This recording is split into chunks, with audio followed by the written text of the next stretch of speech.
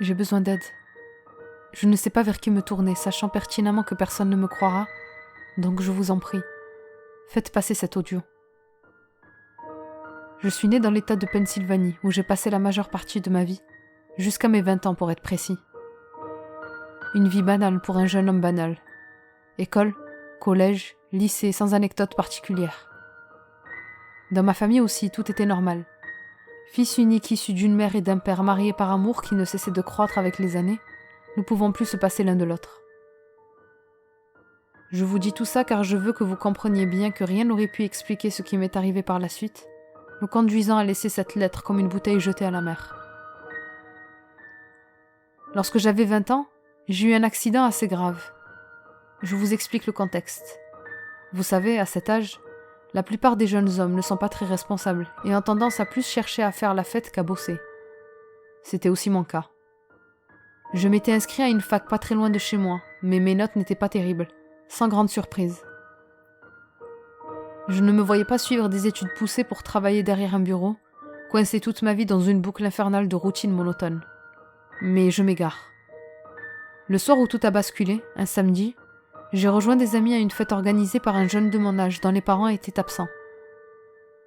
Pour m'y rendre, j'ai emprunté la voiture de Fanny sans son consentement. Il faut dire qu'elle n'aimait pas que je me rende à ces rassemblements, qui ne me tiraient pas vers le haut. Je me rends compte maintenant à quel point elle était la seule personne de mon entourage, hormis mes parents, qui s'inquiétait de mon avenir et qui, je pense, m'aimait vraiment. La soirée se déroulait comme toutes les soirées dont j'avais la malheureuse habitude. Des bagarres, des jeunes bourrés à ne plus savoir tenir debout, des vomissements, d'autres qui se pissaient dessus, le tout soutenu par la musique qui nous enivrait encore plus. La jeunesse dans toute sa splendeur. Vers 4 heures du matin, la maison commençait à se vider. Il était temps pour nous de rentrer. J'y ai croisé 2 potes à qui j'ai proposé de rentrer ensemble, plus personne dans le coin pour les amener chez eux. J'étais trop ivre pour conduire, j'ai donc accepté que John prenne le volant.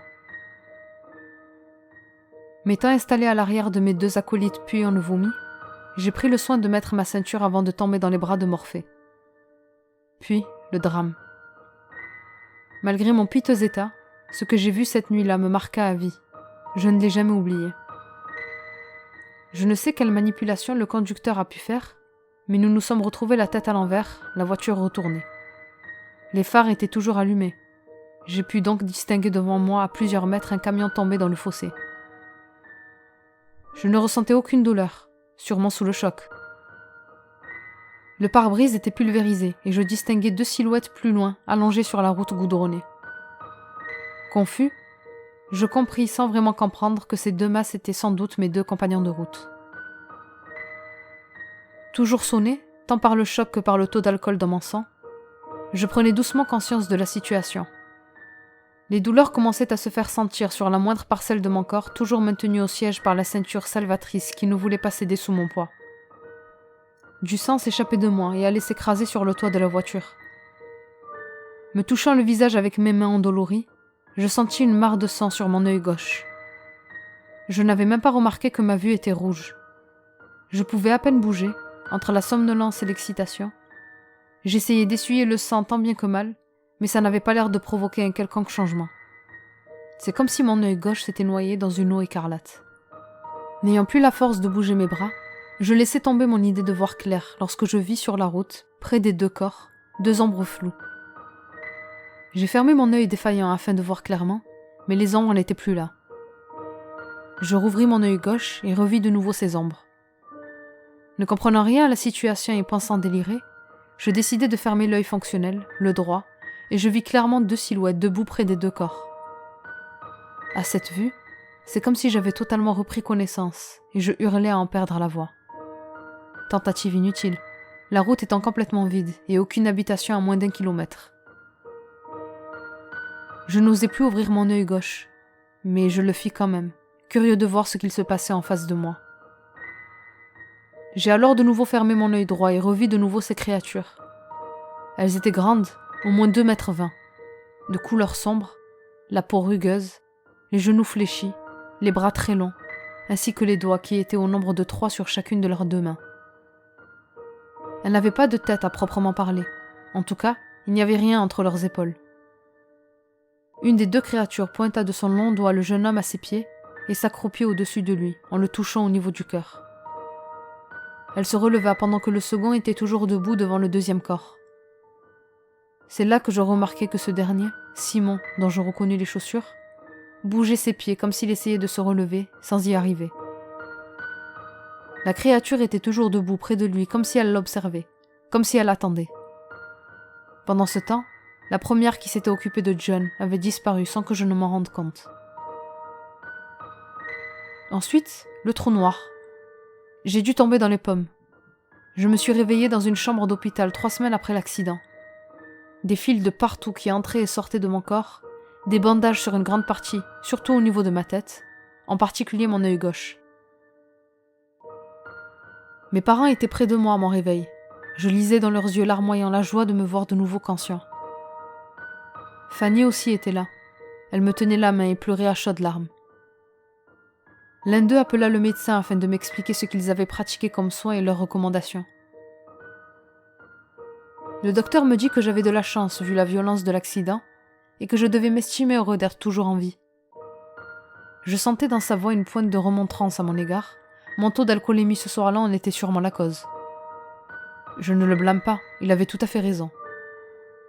Il continuait en m'expliquant que les bandages sur tout mon corps étaient dus à des égratignures minimes sans grande importance, ajoutait à cela des côtes fêlées, mais que la blessure la plus inquiétante se trouvait au niveau de mon œil gauche.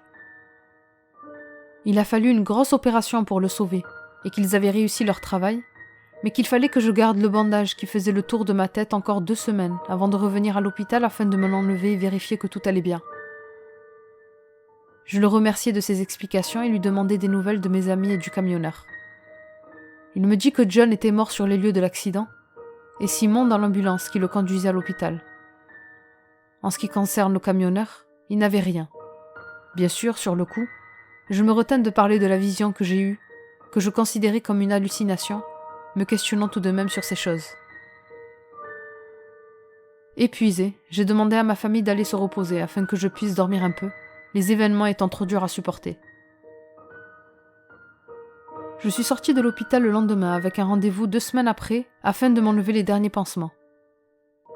Ces 14 jours étaient forts en émotions. Je culpabilisais de la mort de mes camarades et mon œil me lançait énormément, les cachets étant devenus des bonbons. 2 semaines après ma sortie de l'hôpital, j'y suis retournée comme prévu pour m'enlever le restant des conséquences de cette nuit terrible. Ma mère m'y déposa et m'attendait dans la voiture car elle détestait les hôpitaux. Une fois dans la salle de consultation du médecin qui s'était occupé de moi depuis mon arrivée dans son service plus d'1 mois auparavant, il m'enleva le bandage sur mon œil gauche. La lumière était éblouissante lorsque je l'ouvris de nouveau après des semaines passées dans le noir. Ma vision était très floue, mais d'après mon docteur, elle s'améliorerait avec les jours. Il était important d'utiliser cet œil afin de lui redonner l'habitude. Il me recommanda le port de lunettes de soleil chaque fois que je mettrais le nez dehors, et la prise de calmant si jamais des douleurs se faisaient sentir. Tout me paraissait normal jusque-là. J'ai quitté la salle afin de me rendre dans la voiture, et en passant devant une chambre à ma gauche, j'ai cru apercevoir quelque chose du coin de l'œil. Je suis repassé devant. Près du patient qui l'occupait, un homme très âgé qui avait l'air d'être entre la vie et la mort, se trouvait une ombre floue. J'ai vite fermé mon œil encore défectueux avec l'aide de ma main, la panique se lisant sur mon visage. Il n'y avait plus rien, seulement le vieil homme. J'ai repris mon souffle qui s'était subitement coupé, la curiosité m'ayant enlevé la main de mon œil gauche. Et je revis l'ombre floue. Pour mieux voir, j'ai fermé mon œil droit, et il était toujours là. Tout était flou, mais je distinguais bien la même silhouette que ce jour dramatique, cette créature qui avait l'air d'attendre.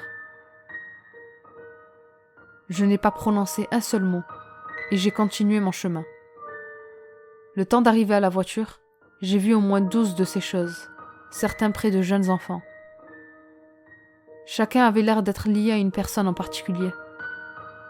Une fois dans la voiture, je n'arrivais pas à retrouver mon calme. Je ne comprenais pas ce qui m'arrivait, et je ne savais pas encore que ces choses que je voyais, je les verrais encore jusque maintenant, et que ça allait bouleverser ma vie. Ma vue s'améliorait jour après jour, et chaque fois que je sortais, Je voyais ces créatures auprès de certaines personnes, de plus en plus nettes.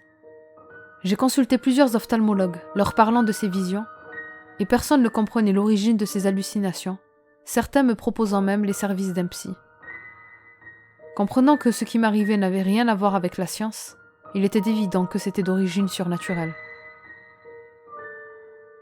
Je me suis documenté là-dessus, squattant les bibliothèques, faisant des recherches sur le net. Je n'osais même plus ouvrir mon œil gauche et je m'éloignais petit à petit de tout ce que j'aimais.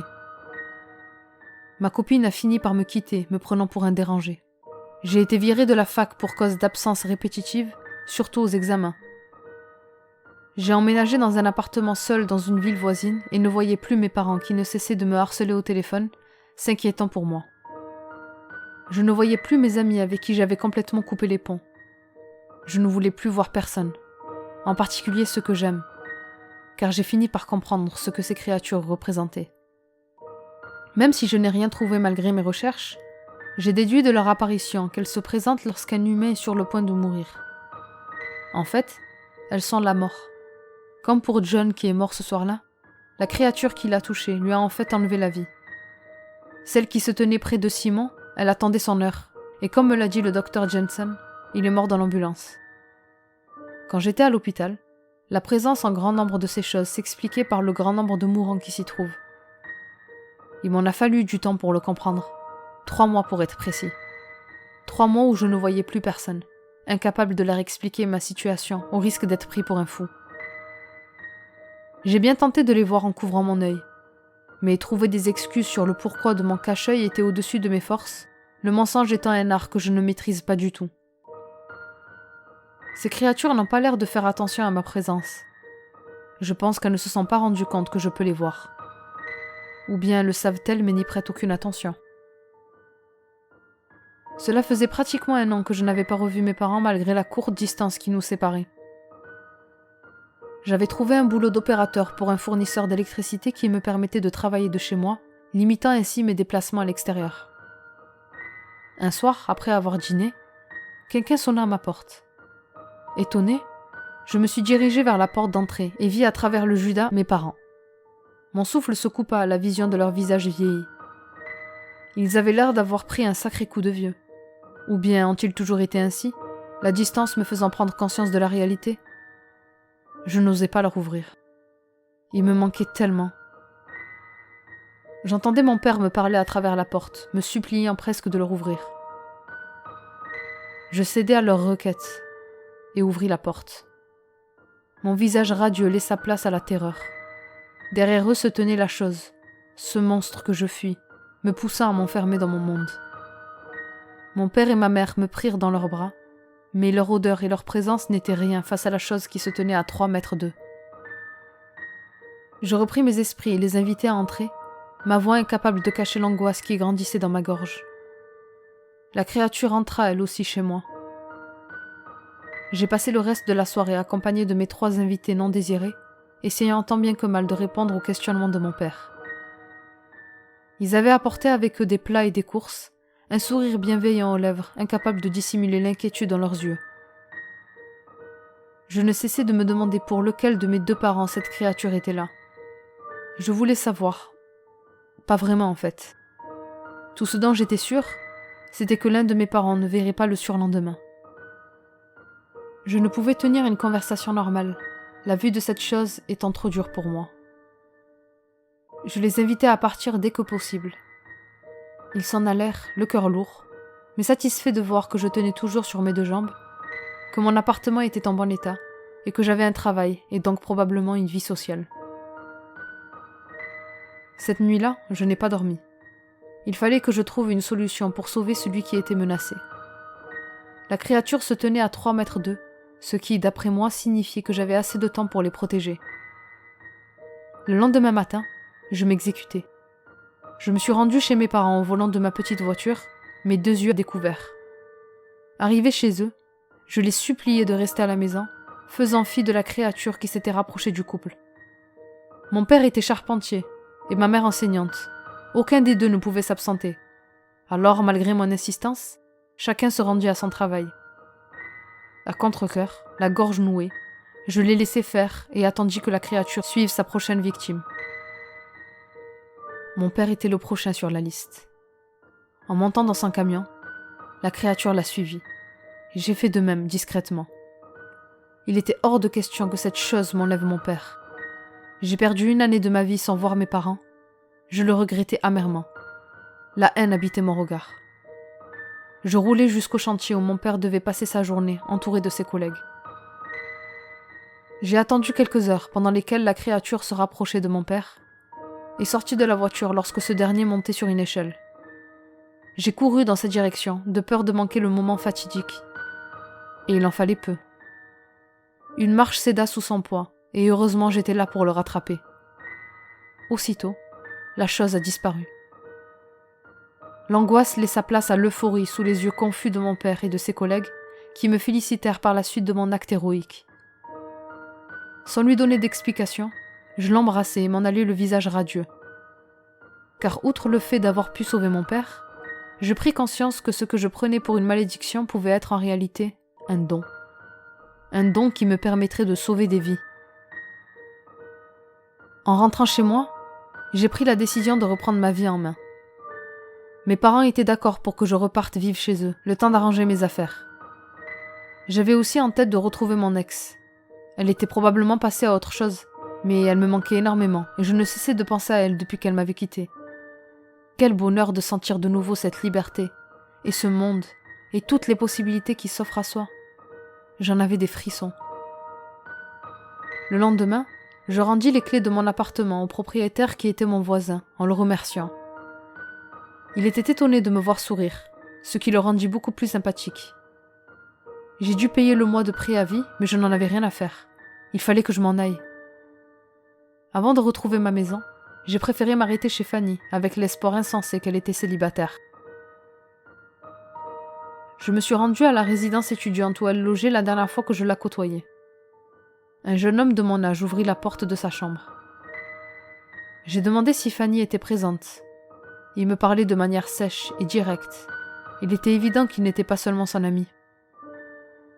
La petite tête de Fanny sortit de derrière son épaule. Ses yeux bleus étaient grands ouverts en me voyant. Une pointe de joie trahissait son regard étonné. Le mec l'a pris par la taille, comme s'il voulait me faire comprendre qu'elle était à lui et non à moi. Ça m'a dégoûtée, mais je ne lui en voulais pas. Après tout, c'était de ma faute. Fanny m'invita à entrer, mais j'ai préféré m'en aller, bégayant un au revoir, sans donner d'autres explications sur ma présence. Le cœur brisé, je repris la route vers chez moi. Il était hors de question que je laisse cet événement entacher mes nouvelles résolutions. Mes parents m'ont accueilli d'une manière mémorable. Des embrassades, des larmes, des plats en tout genre de l'entrée au dessert. Nous avons ri et parlé toute la nuit. Le lendemain matin, je fus réveillée par une douce odeur de pancake qui se promenait dans la maison. Quel bonheur! Lorsque l'on vit ce que je subis, je peux vous dire que ce sont ces détails auxquels on se rattache. J'ai petit déjeuné seule en faisant le tour des offres d'emploi sur mon téléphone, puis je suis sortie retrouver des amis de longue date que je n'avais pas vus depuis mon accident. Quelle joie de se retrouver en bande au restaurant, rire, boire, vivre. Je ne voulais plus me retrouver seule, c'était décidé. Il m'arrivait de croiser ces choses, mais je n'y prêtais plus attention. Je savais que si je les voyais rôder autour d'un proche, je pouvais le sauver. Le destin n'est pas figé, je peux le changer. Et en attendant d'aider les inconnus, je voulais profiter pleinement de cette nouvelle vie qui s'offrait à moi. Mais si vous écoutez mon récit, c'est que les choses ont très mal tourné. En rentrant chez moi après cette première journée de liberté, un de mes amis avec qui j'ai déjeuné à midi m'a appelé pour m'annoncer la mort soudaine de Fanny. Je ne tenais plus debout. Apparemment, Fanny et son copain sont morts sans raison. Ce n'était pas un accident, ni un crime. Les corps devaient être autopsiés le plus tôt possible afin de trouver la cause réelle. Fanny se trouvait à son cours de philosophie lorsqu'elle s'est effondrée sur la table de l'amphithéâtre. Quant à son copain, il est mort pendant une partie de basket. Il s'est juste effondré, tout comme elle. Je n'arrivais pas à y croire. J'ai pleuré toutes les larmes de mon corps en apprenant la nouvelle. Je n'ai pas dormi de la nuit. Au lever du soleil, les yeux encore rouges et gonflés, J'ai été surpris par un cri de terreur provenant de la chambre de mes parents de l'autre côté du couloir. Je m'y suis précipité. Mon père était agenouillé près du lit, tenant dans ses bras ma mère allongée, le regard vide. Elle était d'un teint pâle et bleuté. Les cris de désespoir de mon père résonnaient dans ma tête, mais je n'arrivais pas à assimiler la situation. Ma mère était morte, et j'étais à l'entrée de sa chambre, les yeux secs d'un coup, alors que je pleurais encore 2 minutes auparavant. Je ne comprenais pas ce qui m'arrivait. D'abord Fanny, puis maman. C'est là que je me suis effondrée. Je n'osais pas rejoindre mon père. Je suis restée dans le couloir. Nos lamentations résonnaient à l'unisson, s'entremêlant à l'odeur des pancakes de la veille qui s'étaient comme imprégnées dans les murs et les rideaux, tout comme son rire, son parfum, sa voix. Je vous épargne les détails des pompiers, médecins légistes et tout le protocole. Je me suis enfermée dans ma chambre après avoir ouvert aux pompiers qui sont venus récupérer le corps de ma mère. Je n'étais en état de parler à personne. Je n'ai appelé personne. J'ai même éteint mon téléphone pour éviter tout le monde. Je souhaitais de toute mon âme me retrouver de nouveau seule, loin. Je n'ai même pas approché mon père, sa peine étant insupportable, bien plus que la mienne. Il a essayé de me parler, mais je ne pouvais pas supporter de le voir. Je suis alors sortie prendre l'air et roulée sans destination. Il me revenait à l'esprit que ce n'était pas normal que seulement 24 heures après les avoir retrouvés, je les ai à nouveau perdus, mais cette fois-ci définitivement. Ce ne pouvait pas être un hasard.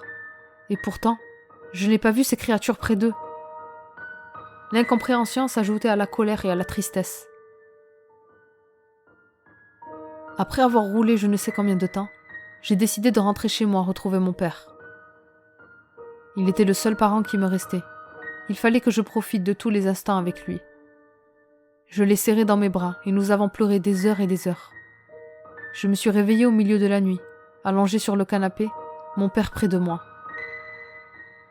J'ai pris mon téléphone et l'ai rallumé.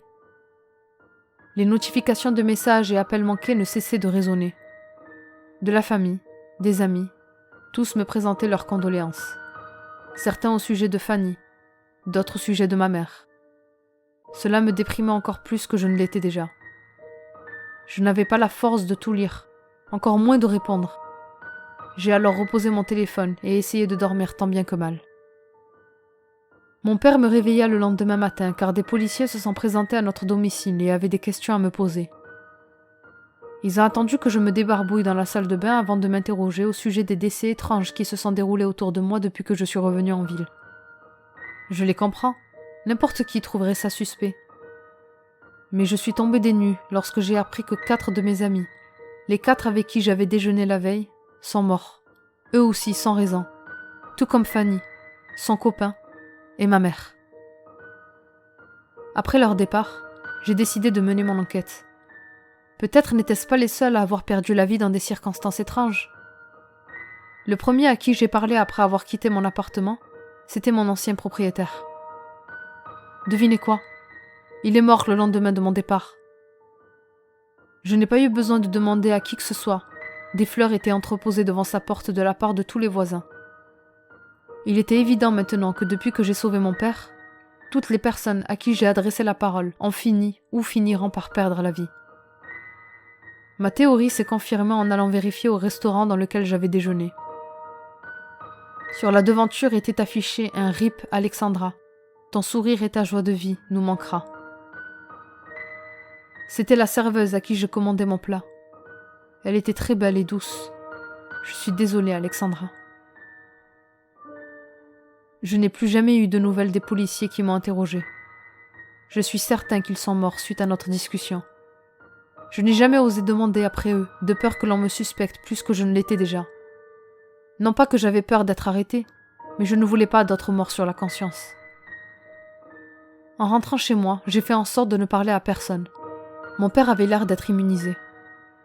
Cette malédiction, qui était devenue une bénédiction, pour redevenir une malédiction, s'est enclenchée parce que j'ai empêché la mort de faire son travail.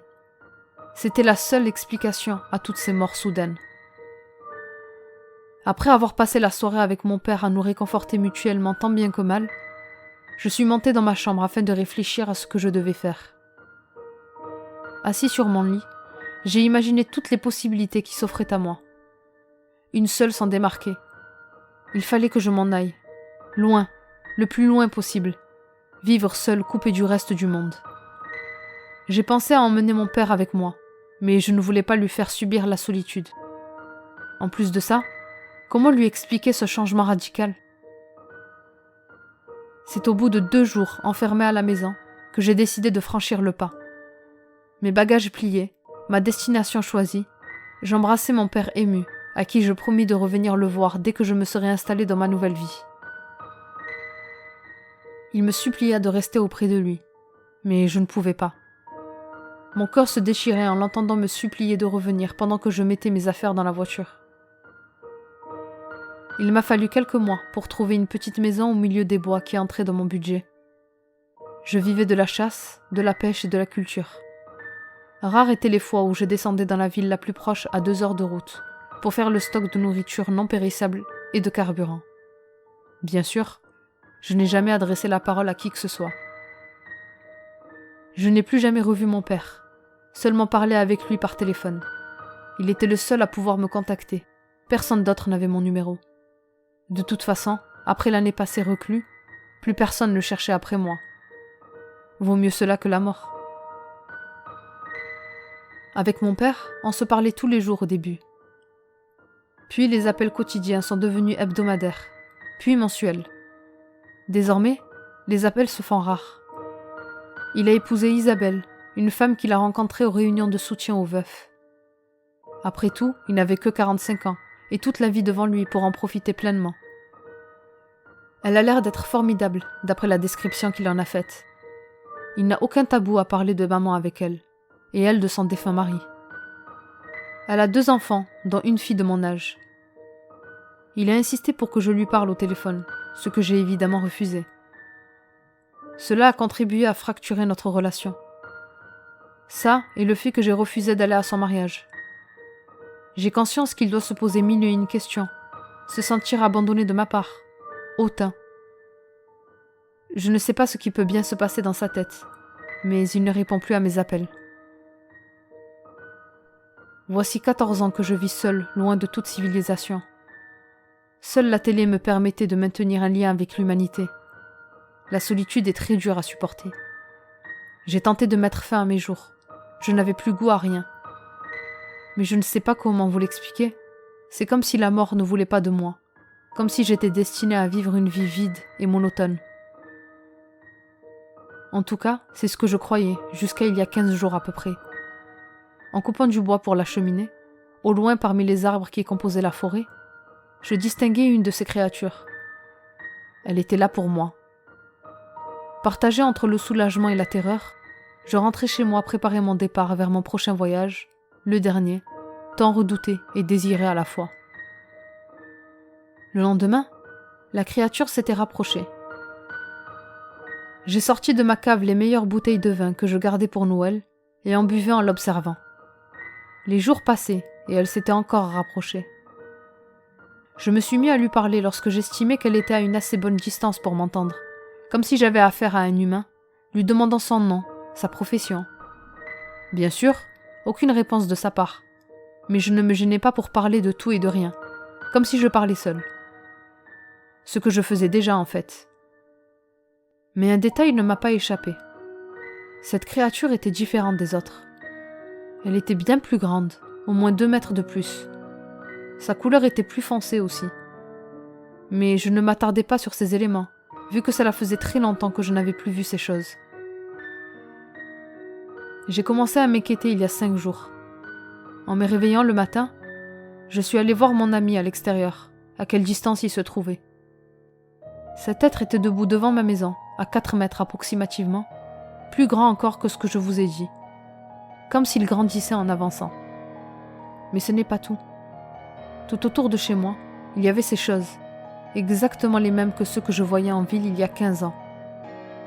Je ne me suis pas trompée. Les créatures que je voyais étaient effectivement plus petites et plus claires que ce monstre qui se trouve maintenant devant chez moi.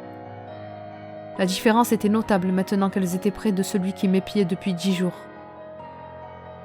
Elles ont encerclé ma maison, comme si elles m'attendaient, dirigées par leur énorme chef. Elles n'ont plus avancé. Je n'ose plus sortir de chez moi. Je sais qu'elle m'attrapera si je l'approche, ses sbires ayant sûrement pour consigne de ne pas me laisser fuir. Je lance ce témoignage comme une bouteille à la mer. J'ai eu une idée. Peut-être qu'elles me laisseront tranquille si je leur trouve de quoi se satisfaire. D'autres âmes que la mienne? Oui, je suis désolée, mais il est très probable que vous qui écoutez mon histoire, vous recevrez la visite d'une des créatures, enclenchant ainsi le compte à rebours de votre vie. Tout ce qui vous attend, c'est une mort normale. Vous ne vous en rendrez même pas compte. Croyez-moi, je suis vraiment désolée. La terreur et l'angoisse rythment ma vie désormais. Je ne dors plus, je ne peux plus sortir, je n'ai plus goût à rien. Il me reste assez de vivre pour tenir quelques mois, pas plus. J'espère que mon plan fonctionnera, car je sais pertinemment que ce qui m'attend avec elle, ce n'est pas seulement la mort, mais bien pire.